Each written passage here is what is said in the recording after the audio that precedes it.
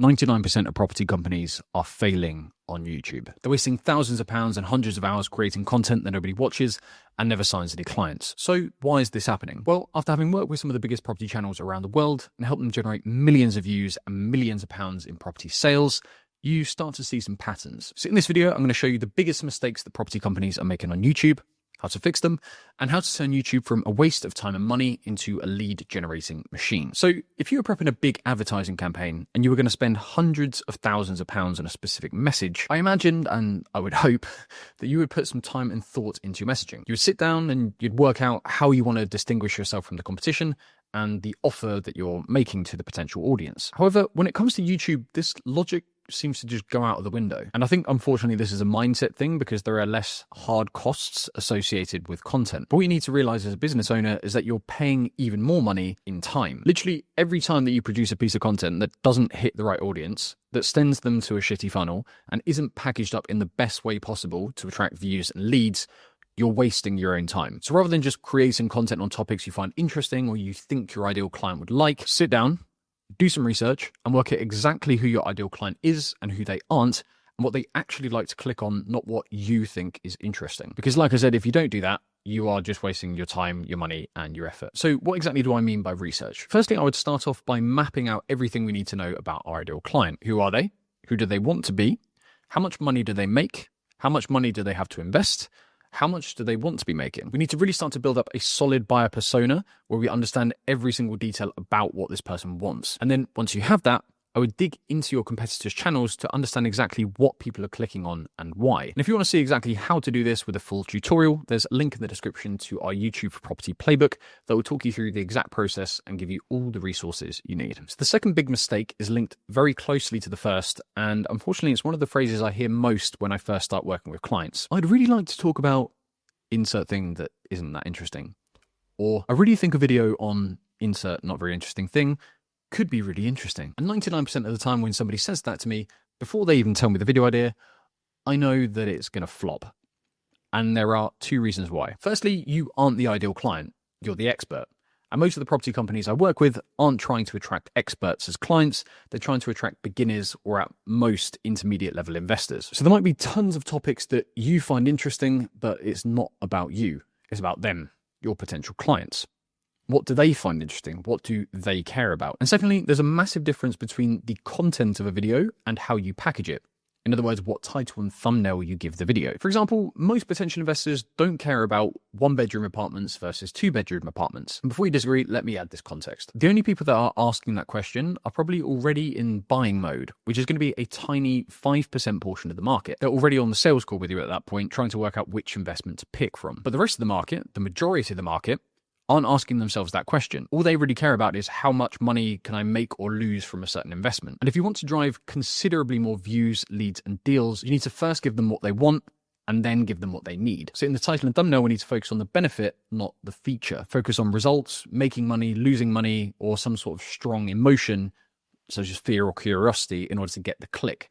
And then in the content, we can talk about the features and the more logical side of the investment and all the stuff they actually need to know. So you can see here, for example, that this video, 1-bed versus 2-bed, got 9,200 views in 6 years. Whereas if you packaged it in a juicier way like this, you can talk about the exact same topic, but get 3.5 times the views in a fraction of the time. And the only way you can actually tell if your ideal client will click on a topic is, unfortunately, to start with the research. So although it might seem tedious, I implore you to please spend time on this or pay somebody else to do it, because it will literally save you hundreds of thousands of pounds in wasted time. However, understanding what people click on might get you views, but it won't necessarily make you money if you don't understand this next point. Everyone watching this video has or should have heard of a sales funnel. See, the basic aim of a sales funnel is to take somebody who has a problem and gradually make them aware of the solution, your product, and ultimately get them to buy from you. So we take them from unaware to problem aware to solution aware, and eventually product and price aware. Now, this isn't rocket science and it's nothing new. However, again, for some reason,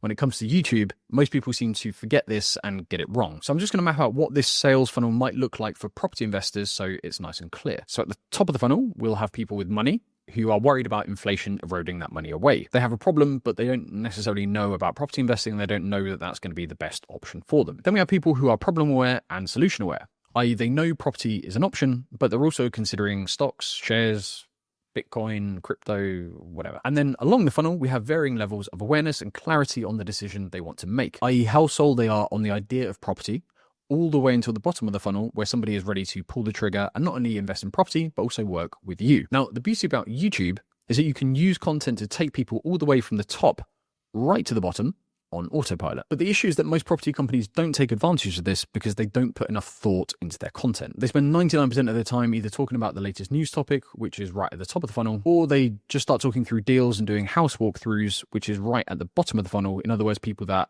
are already 100% sold and ready to buy. However, this misses out the whole middle section of the funnel, which is where most people are and also where most of the money is. So if you were to make an extreme example of this and write out your sales page, you'd basically be saying, invest in property now because prices are going up. Here is a house that you can buy. Whereas obviously between those two statements, there are hundreds of questions that need to be answered. Which properties are the best for my budget? Where should I invest? When? How? What's the best strategy? Why? What proof do you have of this? So we basically need to see YouTube as an opportunity to take somebody along the journey of that funnel and create content that ticks all of the buying questions they're going to have along the way. And typically, the lower you move down the funnel, the less views your videos will get. Because the latest news update about a potential house price crash is always going to generate more interest than a video about whether or not you need a property sourcing company. But ultimately, that isn't a problem. The top of funnel content is there to generate traffic, and the middle and bottom of funnel content is there to convert that traffic into paying clients. So if we want clients to gradually flow through the funnel, we need to have content that gets them there. Otherwise, all the traffic will just get stuck at the top and nothing will ever convert and come out the bottom. However,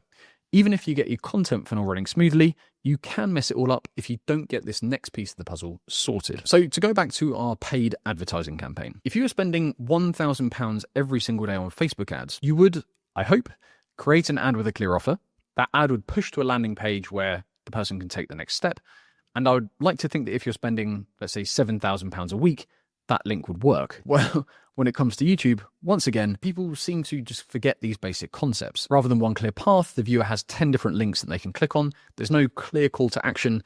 And so many times the link just sends them nowhere or to a random page that doesn't sell them anything. And if you are doing that, you are literally wasting hundreds of thousands of pounds in wasted traffic, because these people have actually bothered to spend time listening to you, but due to a lack of strategy, they're falling through the cracks and clicking on these random links that don't lead anywhere. So the first thing you need to do before you do anything is actually change your mentality and treat YouTube as if the whole thing were paid advertising. Treat your time like an ad budget. Every video on your channel should have simple, congruent messaging with an obvious place for your ideal client to go and take the next step. And if you click on the link in the description, you'll find the exact steps and templates to use for that. Oh yes, he practices what he preaches. This next point is really simple, but it messes up so many YouTube videos in the property niche. And let me give you an example to bring it to life. So imagine you've just written the best book in the world, an absolute literary masterpiece. The book gets published, they send it to bookshops and put it on the shelves looking something like this. Even if that book was written by the next Shakespeare, nobody's going to care because the title and the cover just aren't enticing. Best-selling books in general are going to have colors, funky design, and something that grabs your attention. And the title's always going to be intriguing. And you can see this pattern repeat across newspapers,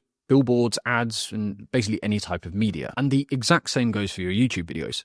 You can create the best content in the world, but if the title and thumbnail are awful, nobody's going to click. However, before you run out and find an expensive designer, there's a very important point that you need to understand. And it's something that most people get wrong. A good thumbnail is not, and I repeat, not just something that's nicely designed. In fact, we ran some tests with Damien Talks Money and found that professional design didn't actually make too much of a difference on whether people clicked or not. You see, a good thumbnail is something that creates emotion and gets people clicking, and the design comes after. So typically, if you use a better designer, it's going to look simpler, cleaner, and it will be more clickable. However, if the overall concept isn't interesting, even the best designer in the world can't help. So the idea comes first and the design comes second. So when coming up with the concept, you need to really ask yourself, would my ideal client click on this? And when it comes to design, simplicity is the key. Just make it blatantly obvious what the viewer needs to see, because they only have a split second to make up their mind whether they want to watch your video or another one. There are literally some channels that have hundreds of thousands of subscribers and they use the exact same template time and time again. A face, a color background, and an interesting piece of text. The Diary of a CEO is actually a really good example of this. Now, the thumbnails have become more elaborate over time, but previously it was literally just him or the other person and an interesting quote or concept. The key to remember here is really not to over-design the thumbnails. You just want to pick one key visual that you want your audience to focus on and make the title and thumbnail combo really, really clickable. So the question is, how can you make sure that your video idea is clickable? Well, check out this video next where I explain how to come up with bang-in video ideas for the property niche and everything else you need to blow up your property YouTube channel.